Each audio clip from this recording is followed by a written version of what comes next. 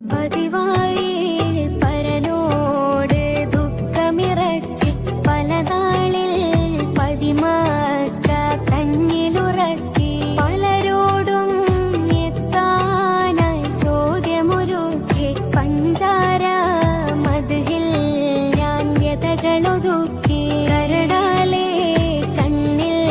തിമിരം സ്ഥിരമായി കരയാനായി കൽബിൽ ഇഖ്ലാസ് അത് പോയി